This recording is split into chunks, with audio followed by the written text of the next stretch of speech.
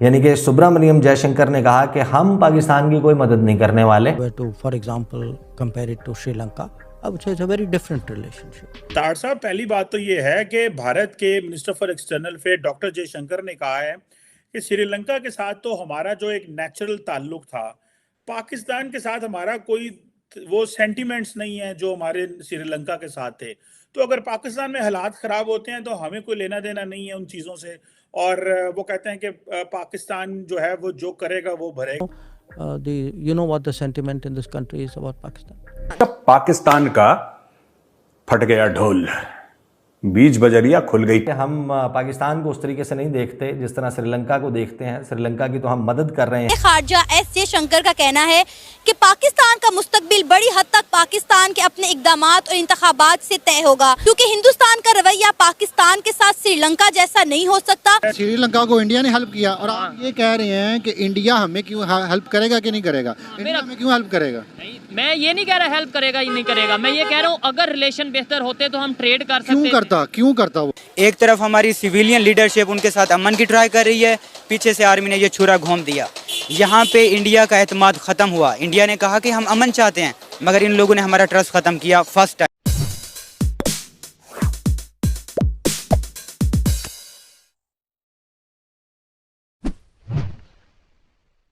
जय हिंद दोस्तों, छुटकू एक्सप्लेनर में आपका स्वागत है। दोस्तों, पाकिस्तान इस समय भूखमरी कंगाली से गुजारा है। पाकिस्तान की हालत यह है कि जल्द ही उसे पैसे ना मिले तो पाकिस्तान दिवालिया हो जाएगा। इससे पहले श्रीलंका का हाल भी कुछ ऐसा ही था, लेकिन तब भारत ने श्रीलंका को भारी मदद भेजी। इसके चलते श्रीलंका धीरे धीरे आर्थिक स्थिति को सुधार रहा है। एएनआई के इंटरव्यू के दौरान हमारे विदेश मंत्री एस जयशंकर जी को पाकिस्तान के ऊपर आई संकट पर सवाल पूछा गया।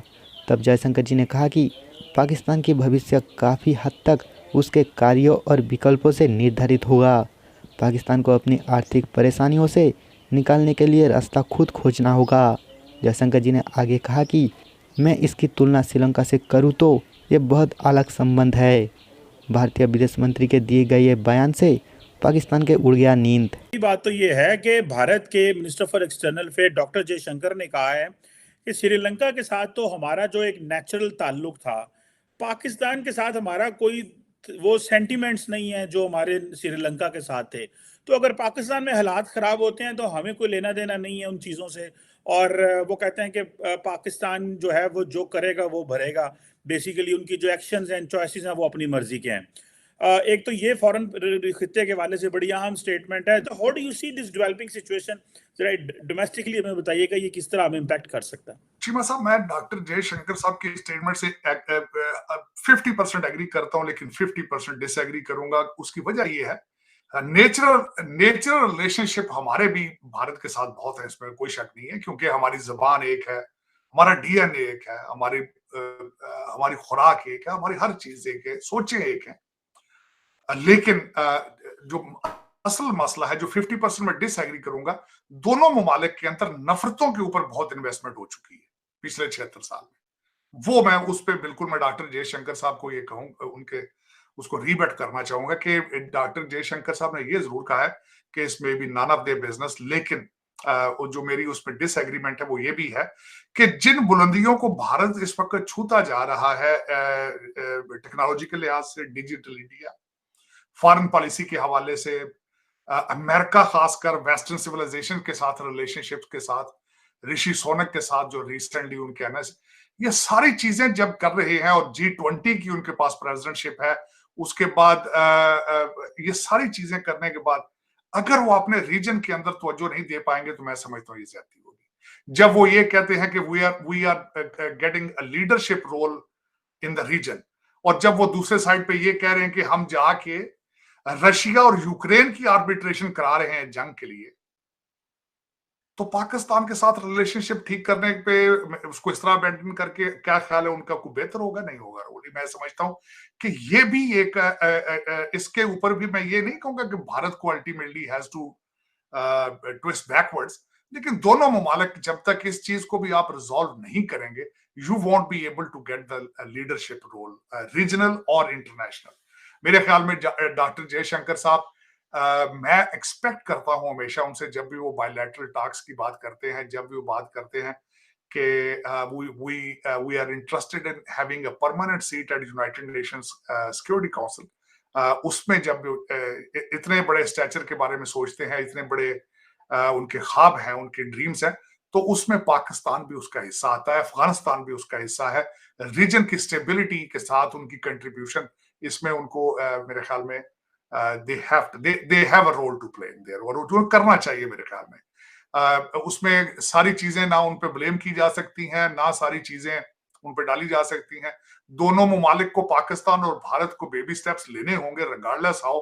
मैं हमेशा ये कहता हूँ चीमा साहब, 76 साल अगर नफरतें की हैं तो आने वाले दिनों में पीस और हार्मनी को भी टाइम देना चाहिए। फर्स्ट ऑफ ऑल पाकिस्तानियों को ये बात समझना होगी कि 70 साल में कोई तो हमारी पॉलिसीज एंड प्रोसीजर्स एंड हमारे डिसीजन मेकिंग जो पॉलिसी थी कहीं पे रॉन्ग थी, वरना आज हम जैसे हमने दिखाया गया था, हमें ख्वाब दिखाए गए थे 2 कौमी नज़रिए के बाद कि एक वेलफेयर स्टेट बनेगी, तो आज हम बैंकरप्ट हैं।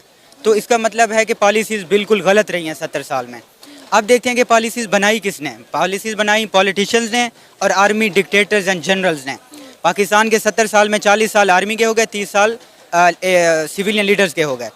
अच्छा, डिसीजंस बनाए गए गलत।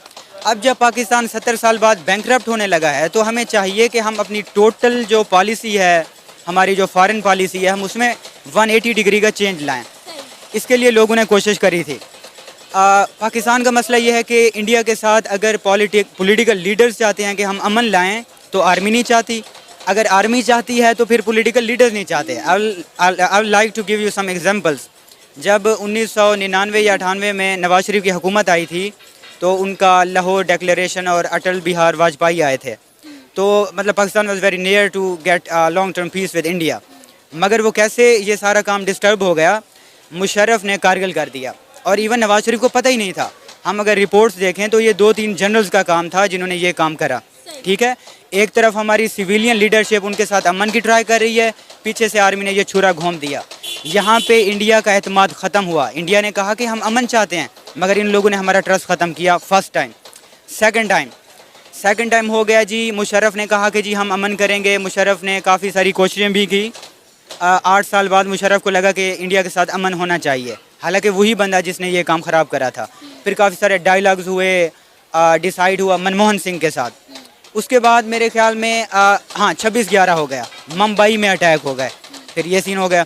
मतलब ये है कि अजमल कसाब से पूछा गया, मतलब उसकी इन्वेस्टिगेशन करी गई तो पता चला कि it's Pakistani terrorism linked with this incident. आपको पता है कि अभी रिसेंटली जावेद अख्तर साहब लाहौर आए हुए थे, तो उन्होंने भी इसी इंसिडेंट का जिक्र किया जो पाकिस्तानियों को काफ़ी बुरा लगा। यस। तो मुशर्रफ के दौर पे ये इंसिडेंट हुआ। इससे इंडिया का जो ट्रस्ट है ना वो बिल्कुल ख़त्म हो गया कि यार Pakistan is never going to improve and have better relation with India. तो इससे जब नरेंद्र मोदी की गवर्नमेंट आई, अब देखें तीसरा प्राइम मिनिस्टर नरेंद्र मोदी लाहौर में आया, नवाज शरीफ से मिला। फिर भी क्या हुआ कि उसके बाद कोई नवाज शरीफ को हटा दिया गया। ठीक है, फिर पुलवामा अटैक हो गया। उसके बाद मोदी ने कहा कि हम ऐसी पॉलिसी बनाएंगे कि हम बस अब पाकिस्तान से अमन करने वाले नहीं हैं। तो ये उनकी एक एक्सट्रीमिस्ट आइडियोलॉजी हो गई। अब आते हैं पाकिस्तान की मिलिट्री और सिविलियन। और आपको पता है कि इंडिया की तरफ से ये कई बार स्टेटमेंट आ चुकी हुई है कि दहशतगर्दी और पीस टॉक जो है वो साथ साथ नहीं चल सकते।